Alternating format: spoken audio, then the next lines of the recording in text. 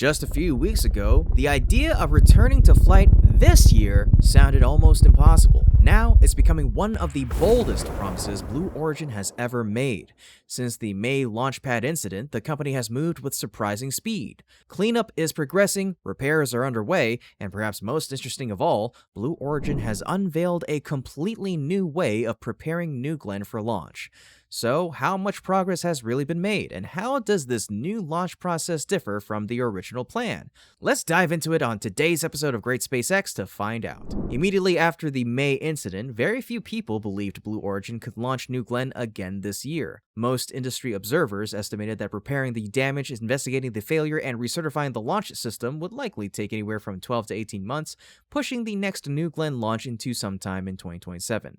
It felt like one of those situations where everyone had already written the ending before the story was finished. Kind of like when people say, there's no way you'll ever finish that Netflix series, and then somehow you're on season 8 by the weekend. Speaking of ambitious goals, many people probably didn't think this channel would one day reach 1 million subscribers either, but with so many viewers still watching without subscribing, I think that milestone is absolutely within reach. So if you're enjoying the content and haven't subscribed yet, we'd really appreciate your support. It also helps ensure you never miss the latest updates from SpaceX, Blue Origin, and the wider aerospace industry. Now, back to New Glenn. Contrary to nearly every prediction, Blue Origin remains extremely confident that it can return to flight before the end of this year. That confidence isn't new either. Just a week after the incident, Jeff Bezos praised the team's response, saying they had made incredible progress. He also described the recovery effort as a 24/7 operation with a solid path forward to launch this year, helped by a lot of luck. NASA and the US Space Force have both been extremely helpful. That optimism didn't fade. At the end of June, CEO Dave Limp echoed the same message, and on June 30th, Blue Origin's official X account reinforced it once again, posting, "We're committed to returning New Glenn to flight this year. Read more about the path forward here." So where does all of this confidence come from? To understand that, let's rewind to early June. Dave Limp shared one of the first detailed updates on the condition of Launch Complex 36. According to him, the propellant farm survived in remarkably good shape, with the liquid oxygen, liquid hydrogen, and liquid nitrogen storage tanks all escaping major damage, a tremendous advantage because replacing hardware like that involves extremely long manufacturing lead times, not something you can solve with overnight shipping. The site's water tower also remained intact, although the large support tower sustained damage. Engineers determined it could be repaired in place, then demolished and rebuilt. More recently, Blue Origin also confirmed damage to the Lightning Tower, the transporter erector, and portions of the hydraulic system. At the same time, engineers immediately launched a comprehensive investigation into the explosion, explaining that New Glenn is equipped with extensive instrumentation, including numerous sensors and multiple camera systems that provided an enormous amount of diagnostic data. Based on the initial investigation, the company believes the problem originated in the aft section of the first stage. Armed with that information, cleanup operations began almost immediately. By the end of June, Dave Limp announced that debris recovery had been completed in just 9 days and that LC-36 had been fully cleared, an impressively fast turnaround for an incident of this scale. Blue Origin also assembled a massive crane standing nearly 600 feet tall to help remove damaged hardware and begin rebuilding portions of the launch complex. Soon after, Dave Limp confirmed another major milestone. Hardware recovery and debris removal operations are complete and reconstruction of the pad has started. That's an important transition because instead of simply cleaning up the aftermath, Blue Origin has officially entered the rebuilding phase. According to the company's recovery roadmap, the first 2 phases, site secured and site recovery and cleanup, have now been completed. The focus has now shifted to 3 remaining stages: CONOPS, design and major repairs, systems integration, and finally, flight readiness. Taken together, these updates paint a far more optimistic picture than many expected just a few weeks ago, with both morale and visible progress appearing to move steadily in the right direction. Do you think New Glenn really can return to flight before the end of this year? Let me know by saying yes or no in the comments section down below. As Blue Origin moves into the next phase of its recovery, one particular development stands out because because it marks the beginning of the company's most significant innovation. Interestingly, Blue Origin had already been planning this change long before the accident. Earlier in June, Dave Limp revealed that engineers had already been working to replace the traditional transporter erector with a different launch concept, and the accident simply accelerated that transition. Now, Blue Origin has officially unveiled its replacement. Rather than rebuilding the original launch system, the company is adopting what it's calling a horizontal-vertical hybrid configuration. According to Dave Limp, we're not rebuilding the same pad for New Glenn, we're moving to a horizontal/vertical hybrid configuration to get us flying again this year at 36A.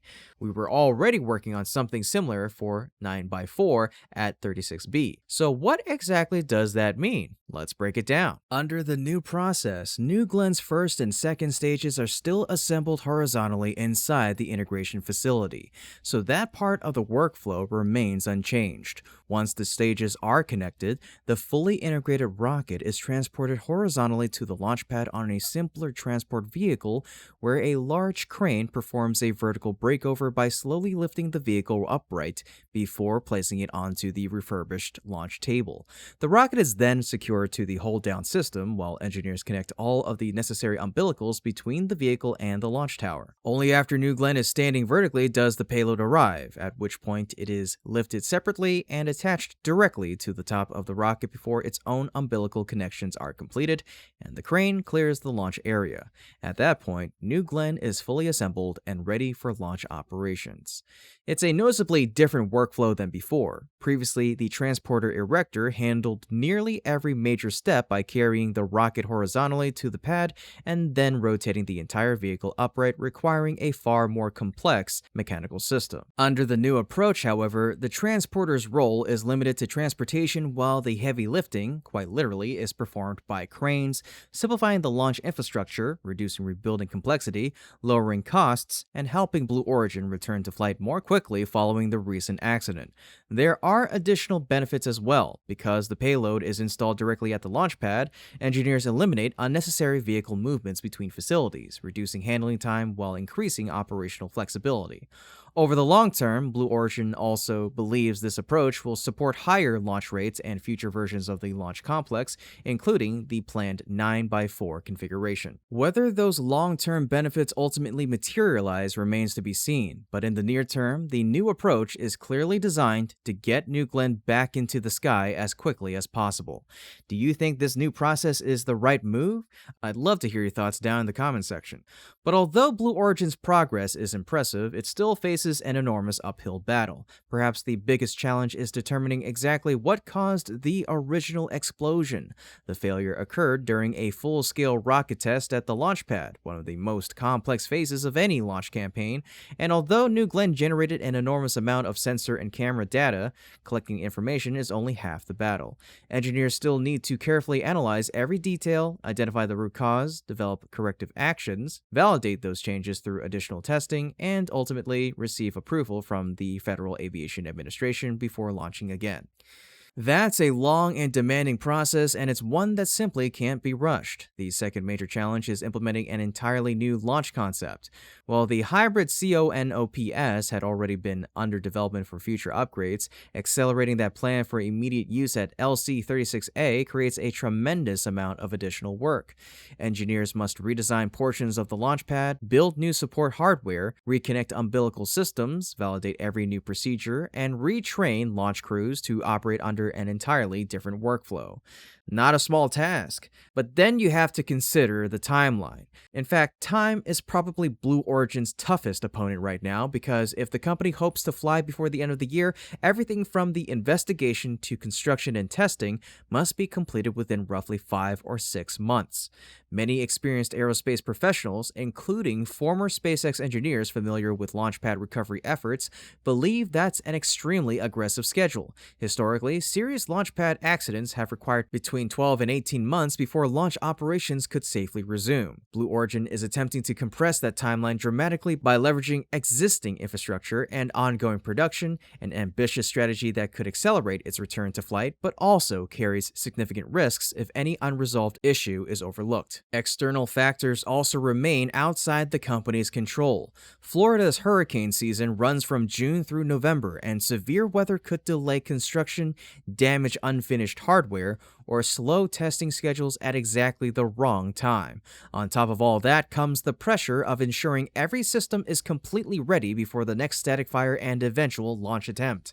In short, Blue Origin has made remarkable progress, but there's still a considerable gap between where the company is today and where it hopes to be by the year's end. Whether it can close that gap will depend on successfully identifying the root cause of the accident, completing construction of the revised launch infrastructure, and proving the entire system through a rigorous testing campaign. Despite those challenges, Blue Origin doesn't really have the luxury of slowing down. Too much depends on New Glenn succeeding for Blue Origin to afford a prolonged setback. The company has major commitments to NASA's Artemis program. One of the most important is Blue Moon Mark 1, which is scheduled to fly this year and will eventually support Artemis 3. Any significant delay could affect Blue Origin's role in the program while also influencing broader U.S. lunar exploration timelines. Commercial obligations add even more pressure. New Glenn is expected to help deploy Amazon's satellite constellation, while Blue Origin also holds valuable national security launch contracts that require both reliability and consistent performance. Then there's the competitive landscape. Every month that New Glenn remains grounded gives rivals another opportunity to pull ahead. SpaceX continues expanding Starship at an incredible pace, while companies like ULA and Rocket Lab aggressively pursue additional commercial and government launch opportunities. The launch market isn't standing still, and neither can Blue Origin. Ultimately, the company's recovery after the May incident has become a race against time. Cleanup happened far faster than many expected, repairs are progressing, new ideas are being implemented, and the determination inside Blue Origin appears stronger than ever. But will all of that be enough to get New Glenn back into the sky before the end of the year? That answer is still waiting to be written, and you can be sure the entire aerospace industry will be watching every step of the journey. That brings us to the end of today's episode. Thank you so much for tuning in. As always, this has been Kevin from Great SpaceX, and until next time, keep looking up.